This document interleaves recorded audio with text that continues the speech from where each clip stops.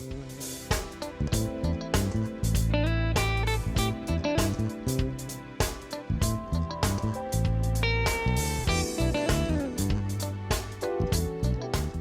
I'm Kenny Anderson, Director of Multicultural Affairs for the City of Huntsville, and welcome to Impact.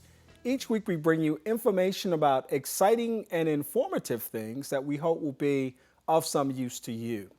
Today we're going to talk about a fairly serious topic. It's one that people talk about at times, and other times they don't talk about as much. But we're going to spend a little time on the broadcast today talking about this particular topic.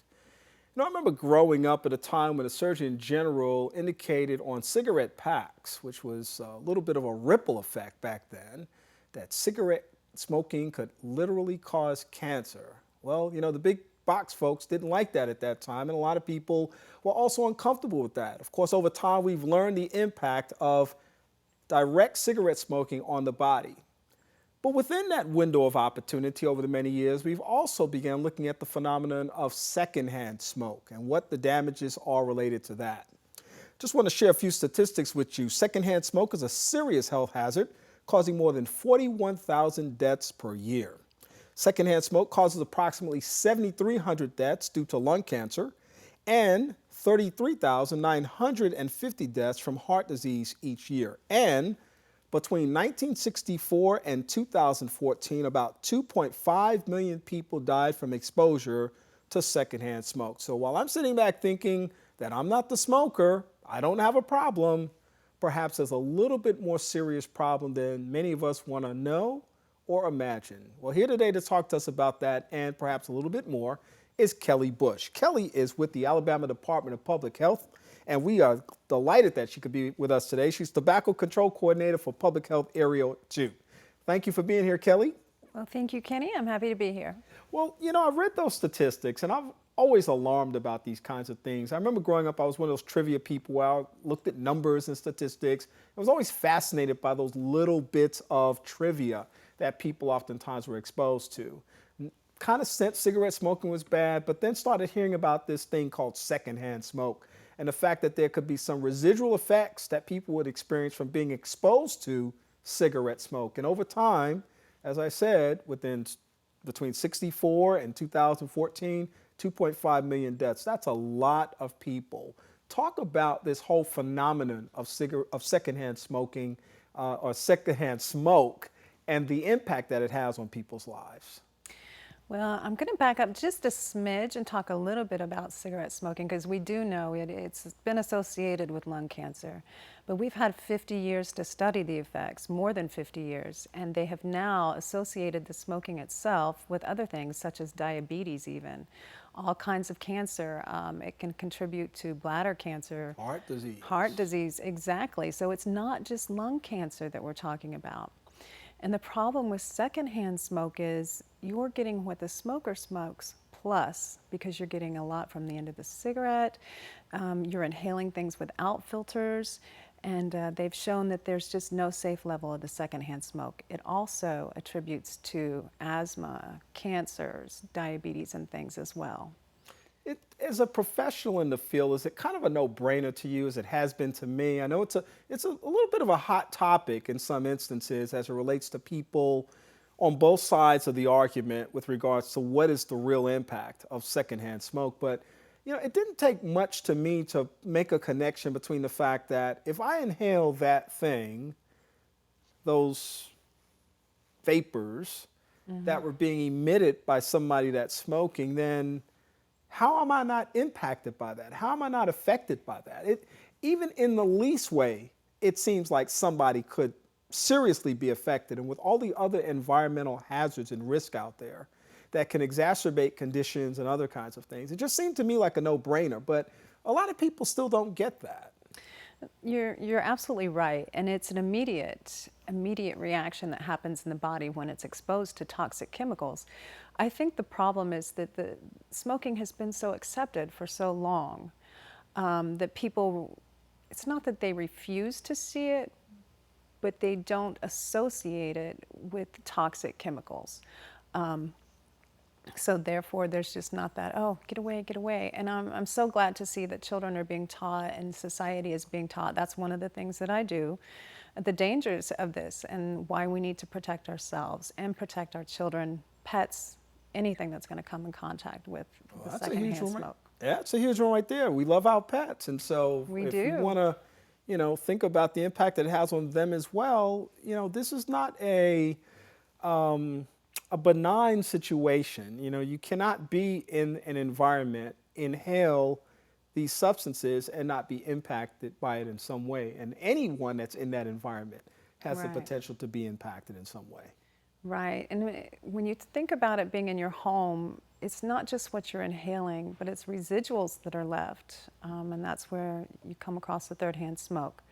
The third-hand smoke, you'll hear people say all the time, oh, that person smells bad, or this smells bad. And it's not just a smell, it's an actual chemical residue.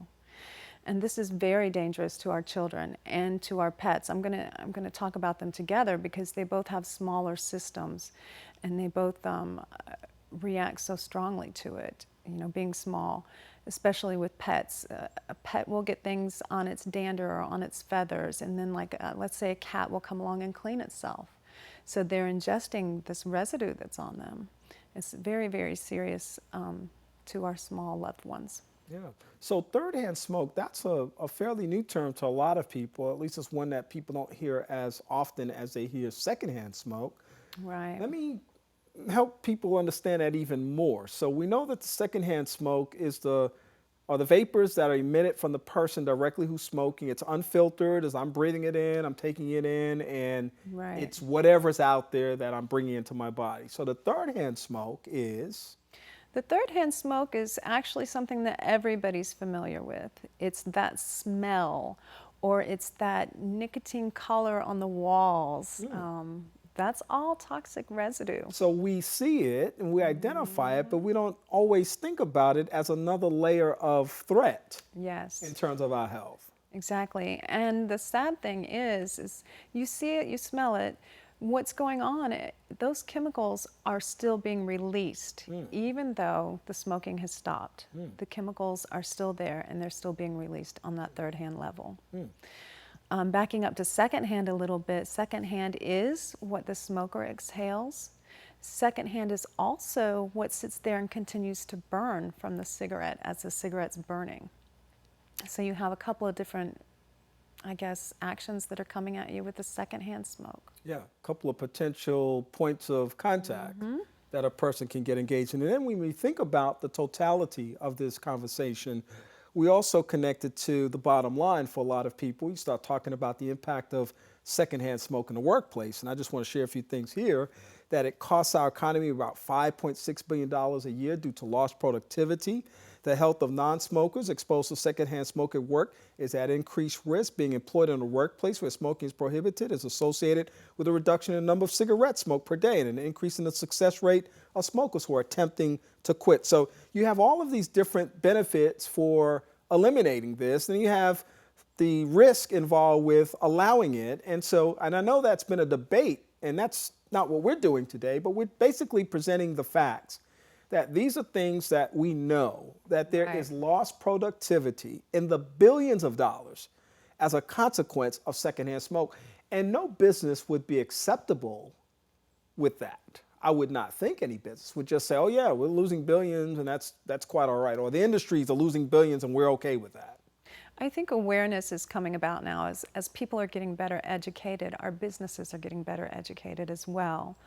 You do have the loss of productivity from employees' absenteeism due to health-related issues. You also have, let's say, cleaning costs, damage costs. They're insurmountable. Insurance costs. When you have smokers, you have a higher cost of insurance. So I think our businesses are beginning to see. And another thing that I like to remind when I talk with business owners, you have a responsibility to provide a safe workplace for your employees. I think society is just beginning to realize that, hey, these chemicals are toxic.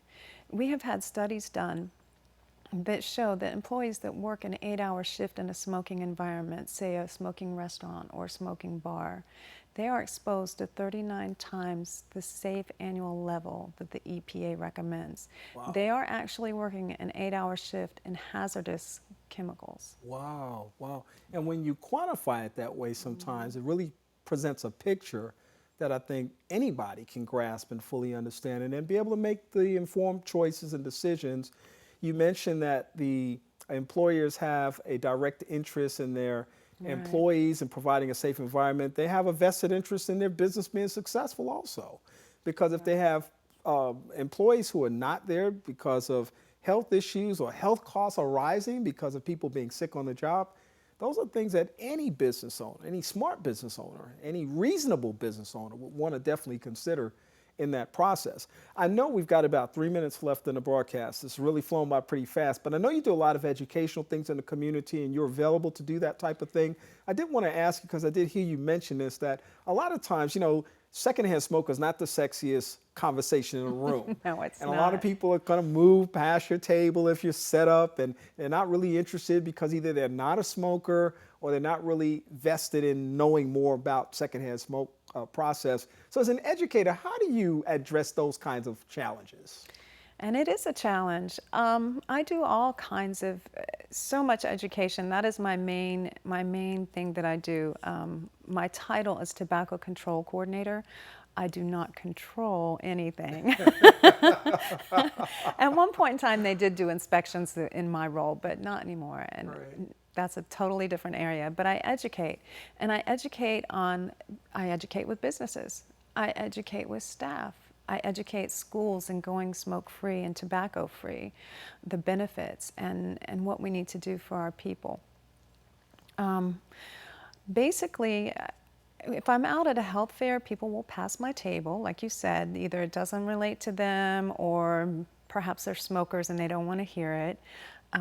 But I will start with basically promoting our smoke-free resource here in Alabama, this Quit Now resource, which provides free nicotine patches to anyone wishing to quit smoking in the state of Alabama. That's huge. And very few people realize that this resource exists. Wow. So if I can get someone's attention when we're out, they may not smoke, but 9 times out of 10, they're going to know somebody who does. Good point. Or they've lost somebody due to smoking-related illnesses. So that opens up a door for me to educate on how important this subject is. Yeah. Well, it sounds like there are ample opportunities to be able to do that type of thing. And of course, as I said, you are available I and am. more than willing to come out and speak to people. So tell us how people could get in contact with you. Tell us about a website that might be available where they can get additional information. Well, my office is located in the Madison County Health Department. I do have a direct line to my office, which is 256-533-8662. But if you can't remember that or you can't remember my name, I tell people just call the health department, Madison County Health Department, and ask for the tobacco lady. And they'll know who I am. They'll know how to find you. Yes, they will find me. Well, that is awesome. And of course, the information about secondhand smoke, people can Google stuff and they can certainly yes. find out so much information out there. I know part of your message is you strongly encourage people to just become more aware and understand the consequences. I do. And nicotine is a very, very, very strong addiction. And it's very difficult to quit if you've ever had that addiction. It often takes multiple times. I would like people to know that there is help out there. And one of the things that I'm doing as the Tobacco Control Coordinator and to encourage the education is I'm working to set up a free community class. It will be free to the entire community. I'm hoping to do this at least once a month where people can come and they can learn how to quit smoking and practice it and just get all kinds of information on what's out there to help them. Yeah. So keep an eye on, I do not have my own website. There's a group of concerned citizens and people that just share information with each other called Smoke Free Huntsville. Not all of them are smoke-free themselves. Some of them are smokers, but they've worked in those environments and they know how awful it is. And that is, they have a Facebook page, facebook.com, of course, / and that's smoke-free, ran together like one word, space, and Huntsville. And so the resource classes, just general information will be posted there. And you can always reach me by sending messages through Smoke Free Huntsville as well. That's outstanding. She's the smoke lady. Tobacco. The tobacco lady.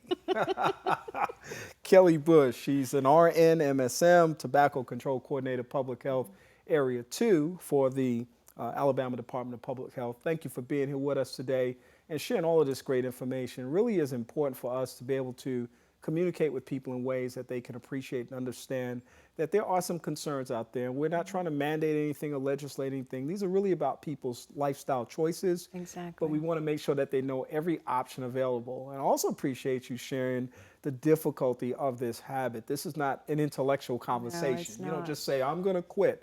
There have to be things that people engage in and invest in order to make that happen. So thank you for all the great information you shared. Well, thank you for helping me share the information. All right. Come back and see us sometime. Let us All know how right. things are going. All right, will do. Thank you. All right.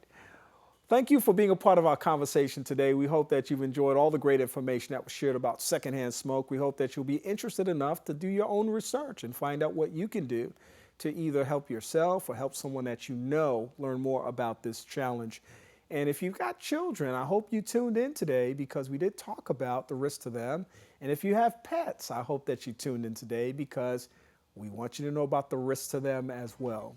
We hope that you'll like our Facebook page, Impact with Kenny Anderson, that has a video of the show that you watched today, as well as behind-the-scenes images of the show that you've just watched.